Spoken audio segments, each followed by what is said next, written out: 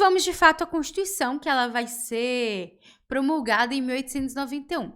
Nós temos algumas características importantes para a gente discutir. Primeira coisa é, quando a gente fala de Primeira República, a gente tem uma divisão, né? Tanto que a aula de hoje é República da Espada.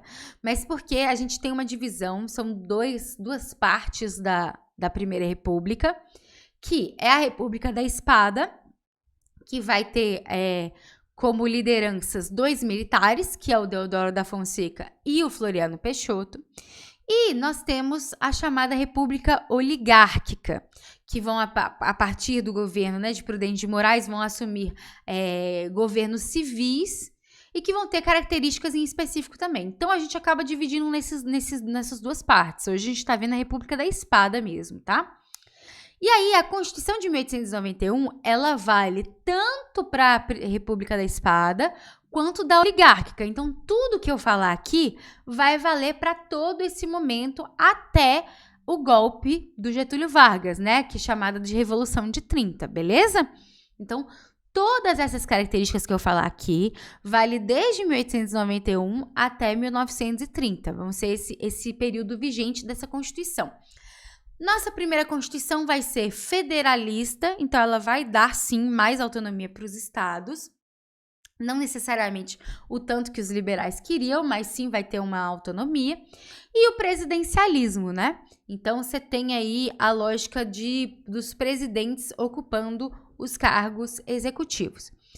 Nós temos a divisão em 3 poderes. Esses 3 poderes executivo, legislativo e judiciário, diferente da Constituição de 1824, que eram 4 poderes, tinha um poder moderador. São eleições diretas.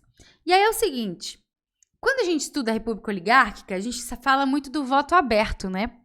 Só que na Constituição não existe uma referência, o voto tem que ser aberto. Porém, como a gente sabe, e a gente vai discutir mais pra frente, você tem toda uma lógica de manipulação eleitoral que transforma o voto em aberto. Mas, na Constituição, não tinha assim, tem que ser voto aberto ou tem que ser voto secreto.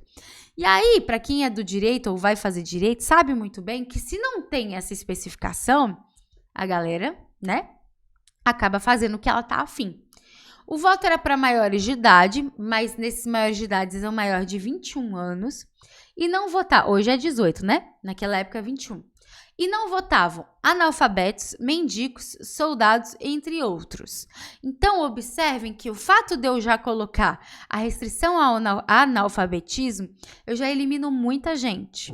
Porque naquela época, quem era alfabetizado era muito mais raro do que hoje, né? Hoje é praticamente, é o inverso, né? Não é praticamente. É o inverso, a maioria é alfabetizada, mas naquela época uma maioria esmagadora era analfabeta, entendeu? Então, por isso, tem que tomar muito cuidado. Outra coisa que não era citada na Constituição era sobre o voto feminino. Não estava escrito lá, é proibido o voto feminino. Inclusive, aqui no Historizando, a gente tem um vídeo só sobre voto feminino, que eu até explico muito sobre isso, que várias mulheres entravam na justiça justamente porque não tinha referência. Mas a gente sabe, né, uma sociedade patriarcal, e não só o Brasil, tá, gente? Praticamente todos os países do mundo ainda não tinha essa lógica do voto feminino, de participação feminina, não existia essa participação, tá?